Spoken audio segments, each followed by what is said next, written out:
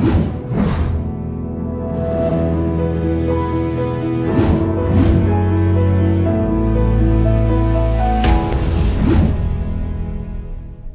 berikutnya apa? Konsep diri tentang, ingat ya, konsep diri itu ada tentang berbagai hal.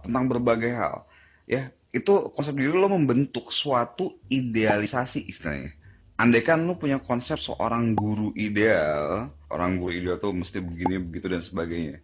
Nah, akhirnya begitu nanti misalnya lo jadi guru, lo berusaha mengikutin apa yang ideal. Kalau berpikir bahwa seorang pelajar ideal adalah begini, begitu, dan sebagainya, kalau lo mau jadi pelajar biasanya cenderung berpikir wah yang keren tuh ini gitu. Biasanya kita tuh cenderung ngikutin apa yang keren gitu. Kalau konsep lo tentang keren itu begini begitu dan segala macam, ya lo pasti akan berusaha mengikutin yang begini begitu. Itulah yang disebut keren. Lo bayangin diri lo yang ideal, yang kalau misalnya lulus, ya kita konsepnya untuk sementara untuk lulus ya, untuk lulus tes PTN gitu ya. Itu seperti apa sih lo bayangin? Nah, ingat, kita punya konsep diri yang lama. Ini semua juga harus kita rekonstruksi ulang lah kalau yang sifatnya negatif dan merugikan. Sering nih murid-murid gue bilang, ini gue orangnya males banget nih kalau untuk urusan ini. Atau gue nggak teliti kan, tadi kan nggak teliti banget sih kalau hitungan-hitungan yang udah begini. Atau gue tuh orangnya, kalau bangun tuh nggak bisa deh kalau nggak jam 9 pagi. Bangun jam 9 pagi itu susah lah, minimal jam 11 siang atau apa gitu. Atau gue paling nggak bisa belajar nih kalau berisik misalnya. Ya memang sih ada benernya juga dan sebagainya. Tapi lo coba telaah lebih lanjut ya. Coba lo lihat semua kata-kata yang lo sebut buat diri lo sendiri. Coba lo rekonstruksi. Coba lo lihat lagi semuanya. Coba lo daftarin ya. Coba lakuin sekarang. Lakuin ya, abis ini lo lakuin, daftarin semua hal yang lo tulis, yang lo sering berpikir tentang diri lo sendiri. Coba lo lihat mana sih yang efeknya sebenarnya negatif, mana sih yang merugikan.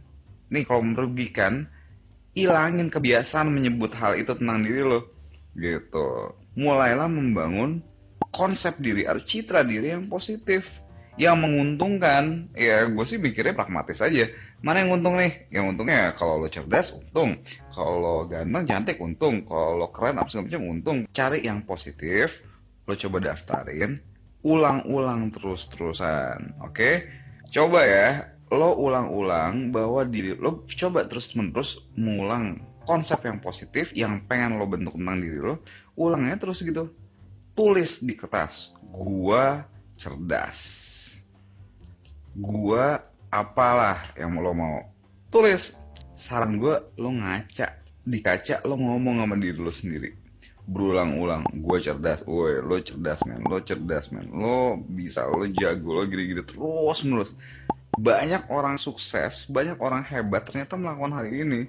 Mereka latih diri mereka di cermin untuk berpidato, untuk ngajar, untuk apa segala macem. Nah, lo pasti merasa konyol. Dan awalnya karena berbagai macam konsep diri lama yang ada di dalam diri lo itu, konsep diri lama ini menolak, pasti dilawan gitu. Awalnya gitu, nggak mungkin lah, nggak mungkin, pasti dilawan. Awalnya kalau emang nggak sesuai pasti dilawan.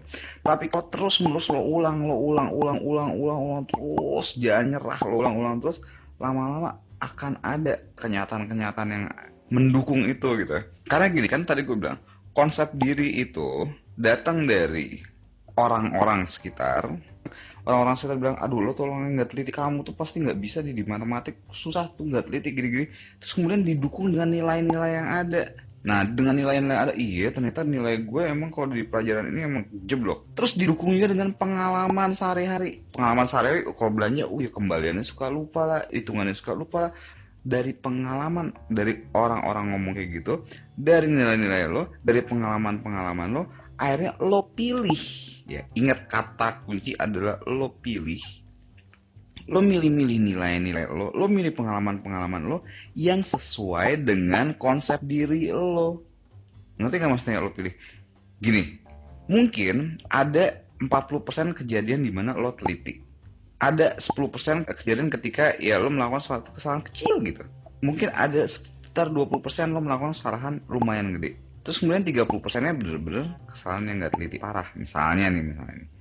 Terus gara-gara konsep diri yang ada tentang lo, bahwa lo orang yang nggak teliti, akhirnya banyak berpikir bahwa mereka melihat kenyataan yang ini-ini aja gitu.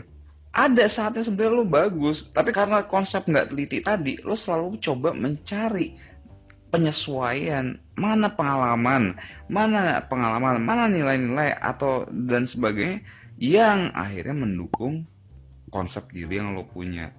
Jadi sebenarnya ketika ngerjain soal fisika 9 kali bisa, terus 6 kali nggak bisa. Karena lo 6 kali nggak bisa ini dan lo punya konsep diri bahwa fisika itu susah, lo akan berpikir untuk melihat yang pengalaman 6 kali ini. Tapi pengalaman 9 kali ketika lo bisa malah lo nggak lihat. Kebalik, sebenarnya yang menguntungkan apa?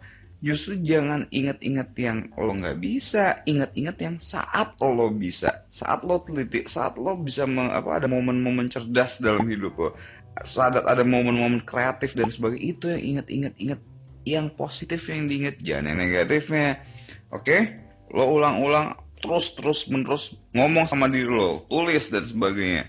Walaupun konyol nih gue bilang ya, walaupun konyol tapi it works.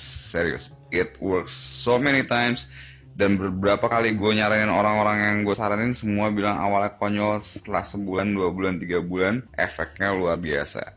Jadi lo tentuin sendiri, lo mau beneran cerdas apa enggak. Kekonyolan sedikit tapi nanti efeknya seumur hidup lo rasain. Oke?